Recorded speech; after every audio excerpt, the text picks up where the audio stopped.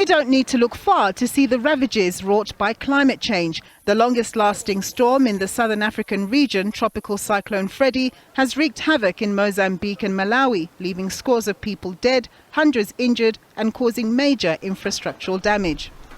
On the current fossil fuel consumption trajectory that the world is on, climate experts say climate temperatures are on course to rise by 2 to 3 degrees Celsius above pre-industrial levels, which is basically catastrophic for the continent.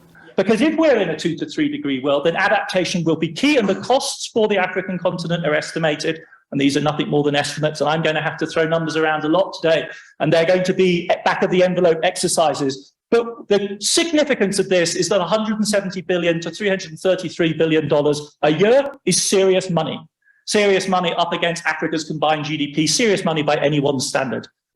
Professor Tooze doesn't mince his words, saying that climate change is an existential crisis. However, he does subscribe to a just energy transition for the continent, given the uneven development that's taken place over hundreds of years in the developed world relative to the continent. He also argues that there's an acute level of unfairness in the demands made by the developed world on how the developing world should develop and deal with climate change at the same time. Anyone who's in the development business who makes a fetish out of preventing funding for gas-fired power stations as backup reserve capacity in African countries really needs to have their head examined.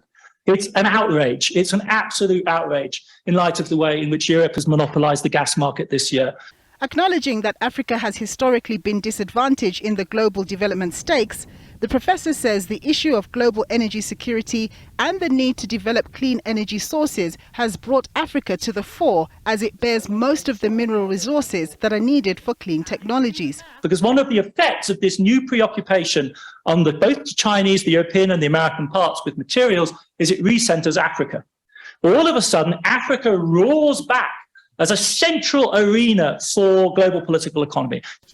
President Cyril Ramaphosa has raised the idea of green hydrogen being a key to South Africa's cleaner industrial future, with the ability to be a major exporter thereof.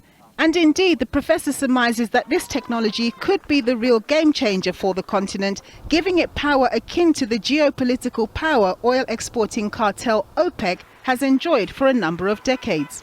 Money is going to start going into the ground on a very large scale in these obvious locations on the northwestern corner, Mauritania and Morocco, Namibia and South Africa and Egypt. And these, with Kenya, have formed the African Green Hydrogen Alliance, which met at the Green Hydrogen Global Assembly in Barcelona. There's an entire political superstructure of green energy forming right now, in which things like a global hydrogen assembly exist, and a new kind of Pan-Africanism, a new kind of, or at least coalitional politics can take shape that is going to drive, we hope, they hope, the models tell you it must be tens, if not hundreds of billions of dollars worth of investment going forward. These are the building blocks of a future which doesn't simply involve locking Africa into a low energy consumption equilibrium. Africans with their minerals advantage will need to work as a bloc and astutely negotiate with existing powers like the United States, Europe and even China to ensure that in the new energy revolution it's a win-win for everyone, and it's not ever again relegated to being the rich in minerals but economically poor continent. Nompumelelo, Siziba, SABC News, Johannesburg.